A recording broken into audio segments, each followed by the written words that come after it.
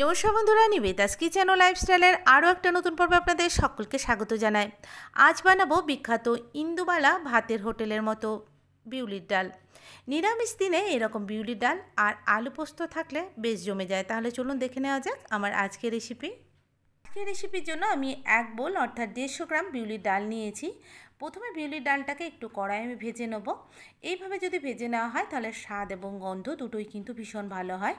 আর বিউলির ডাল যদি আপনারা অনেক দিন রাখতে চান তাহলে কিন্তু এইভাবে ভেজে ঠান্ডা করার পর কৌটোতে যদি রেখে দেন তাহলে পোকামাকড় লাগে না, অনেক দিন ভালো থাকে। এবার বিউলির ডালটাকে আমি খুব ভালো করে ধুয়ে নিয়ে একটা কুকারে নিয়ে নিচ্ছি। আমি কুকারেই সেদ্ধ করব, আপনারা চাইলে কিন্তু কড়াই সেদ্ধ করতে পারেন। আমি 1 বোলের কিছু কম বিউলির ডাল নিয়েছিলাম। এখানে আমি 2 বোল ভর্তি ভর্তি জল দিয়ে দিলাম। দিয়ে দিচ্ছি অল্প পরিমাণে লবণ, একটুখানি তেল। এখানে আমি হলুদের ব্যবহার করব না। এবার কুকারটা লাগিয়ে দিয়ে আমি সেদ্ধ করে নিয়েছি। দেখুন ডালটা সেদ্ধ হয়ে গেছে। ডালটাকে একটু আমি ঘেটে নিলাম হাতটার সাহায্যে। আর ডালটা যেন খুব গলেও না যায়, আবার যেন শক্ত না থাকে, ঠিক এইভাবে ডালটাকে সেদ্ধ করে নিতে হবে। তো ডালটা সেদ্ধ হয়ে গেছে। এবার কড়াই আমি 1 চামচ সর্ষের তেল দিয়ে দিলাম। দিয়ে দিচ্ছি 1/4 চামচ মৌরি আর 2টো শুকনো লঙ্কা। একটু ভাজা ভাজা হয়ে গেলে, মানে একটু গন্ধ বেরোলে ডালটা ওর মধ্যে দিয়ে দিতে হবে।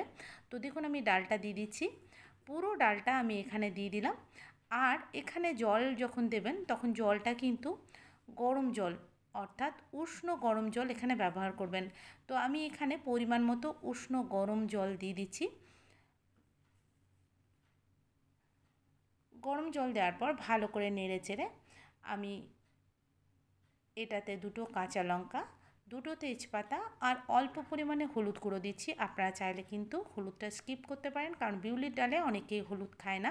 তো আমি ভালো করে নেড়ে চেড়ে মিডিয়াম আঁচে এটাকে 2 থেকে 3 মিনিট রান্না হতে দেবো। এই ফাঁকে আমি একটা মশলা বেটে নিচ্ছি। আমি এই রেসিপিটার জন্য 1 ইঞ্চ আদা ছোটো ছোটো টুকরো করে নিয়েছি আর হাফ চামচ মৌরি নিয়েছি। আমি মৌরি আর আদাটাকে শিলপাটায় বেটে নেবো। আপনারা চাইলে কিন্তু এটা মিক্সিতে বেটে নিতে পারেন, তবে শিলপাটায় বাটলে কিন্তু স্বাদটা একেবারে আলাদা হয়। তো আমি এটাকে শিলপাটায় বেটে নিয়েছি, এবার তুলে নিচ্ছি। ডালটা যখন এক্কেবারে হয়ে যাবে, মানে নামাবেন, তার আগে কিন্তু আদা আর মৌরি বাটাটা দিতে হবে। তাহলে গন্ধটাও ভালো হবে আর খেতেও কিন্তু ভালো হবে। তো আমি আদা আর মৌরি বাটাটা দিয়ে দিলাম। দিয়ে দিচ্ছি স্বাদ অনুযায়ী এখানে লবণ আর অল্প পরিমাণে চিনি দিচ্ছি, তাহলে কিন্তু স্বাদটা ভালো হয়। আমি অল্প পরিমাণে চিনি দিয়ে দিলাম আর দিয়ে দিচ্ছি 1 চামচ ঘি।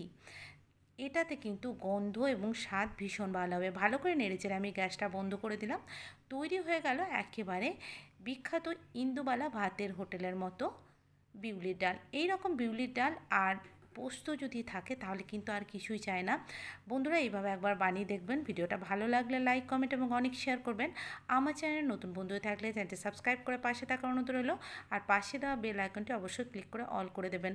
ফেসবুক থেকে দেখলে পেজটি ফলো করবেন। আজকের মতো বিদায় নিচ্ছি। পরবর্তী ভিডিওতে আবারও দেখা হবে। আপনারা ভালো থাকবেন, সুস্থ থাকবেন। আপনাদের অনেক অনেক ধন্যবাদ।